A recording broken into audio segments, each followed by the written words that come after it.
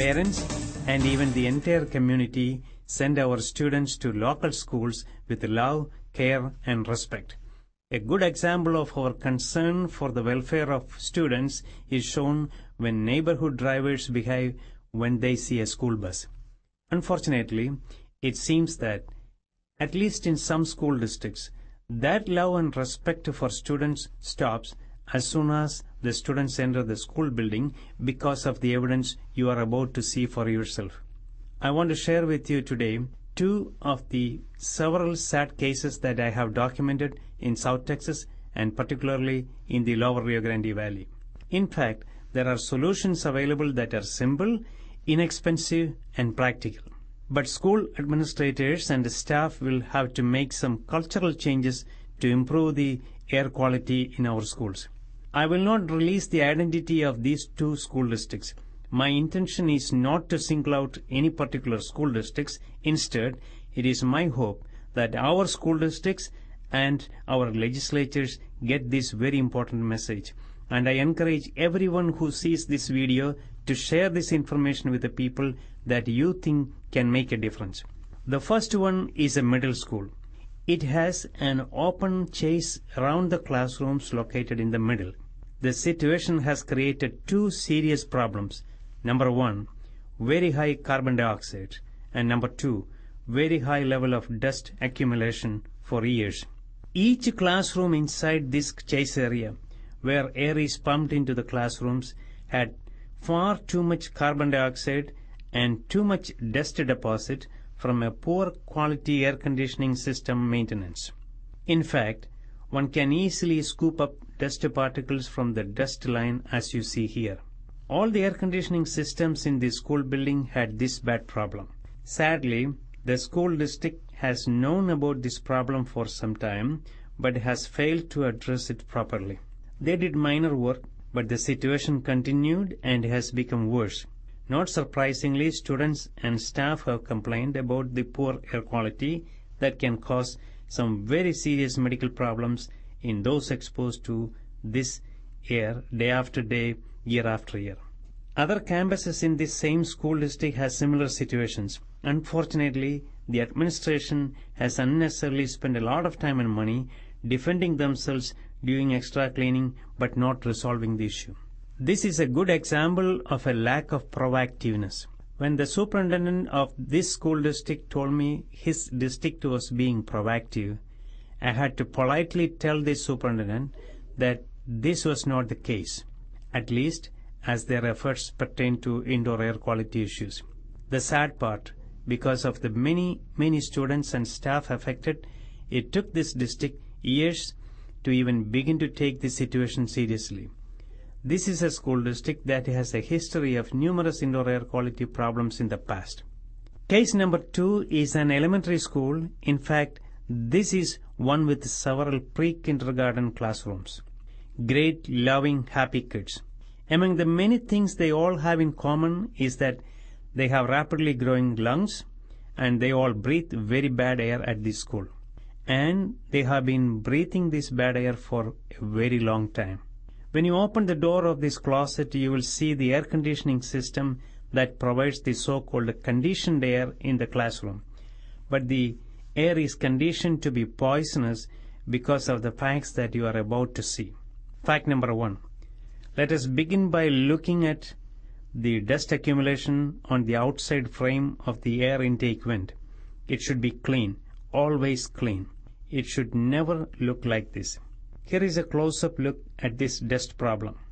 And for more confirmation, when you open the filter housing, you see a dirty air filter, a very dirty air filter. Fact number 2. What you see here is unacceptable, absolutely unacceptable, and there are 4 pieces of evidence that I can share with you now. This area is called the plenum of the air conditioning system. Air moves here because of mechanical force generated by the air conditioning unit. All the black stuff you see here is mold. That is what usually happens when a drywall gets wet. You can even see the watermarks on the drywall. You can see a lot of dust on the floor, and above all, you can see signs of standing water in the corner. All these create excellent conditions for the continuous growth and multiplication of mold and bacteria, including the infamous Legionella bacterium that causes pneumonia and human death. The mold that grow in this type of situation produce toxins, mycotoxins that can be very dangerous to people that are exposed to it. Fact number 3. What you see here is a second air filter. It is obviously very dirty. Moreover, it is not properly placed. This situation allows continuous bad poisonous air circulation into a room where you have very young children. Fact number 4. Again, here you see drywall with a watermark several inches above the floor, an indication that there was standing water here at some point for a very long time. Now, fact number 5, which is very important, and that is this opening. This rectangular opening here seems to be an opening that was made for a fresh air intake. Only it is not taking in fresh air, it is taking in poisonous air when the air conditioning machine turns on. It will suck air from the wall cavity into the plenum and into the vulnerable lungs and bodies of otherwise healthy students. Air from wall cavities should never be allowed into the plenum area because it is where the air conditioning system gets part of its air. It should never happen because wall cavity air is dusty. Wall cavity air is humid. What is worse is that wall cavity air can be especially bad if a chemical treatment for pest control is done outside. It is a serious mistake our school district is making. Fact number 6. This brick wall corresponds to the plenum fresh air opening that you just saw. This is proof that there is no fresh air in the system because there is no fresh air intake vent opening to the outside. Fact number 7. This particular school district has known about this problem for some time. Fact number 8. There are other buildings in these school districts with similar problems. Fact number 9. The school district has had plenty of time to correct this very serious problem.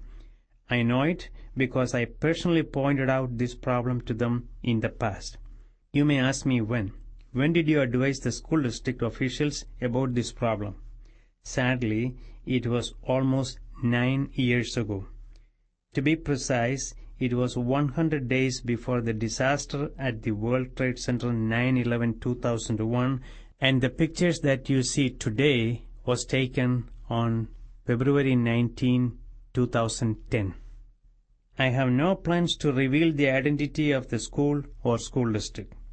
What is important is that all school districts in Texas should finally get serious about the indoor air quality problems in our schools.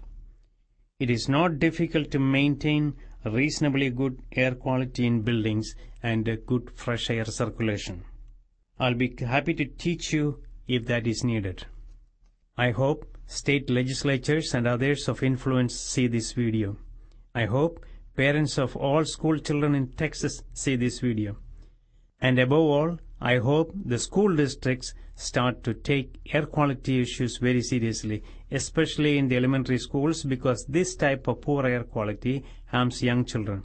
It harms their quality of life, their ability to learn and lead normal, healthy, and productive lives. Ladies and gentlemen, thank you for listening. I'm Dr. Manis Karya. It is a pleasure for me to talk to you about indoor air quality.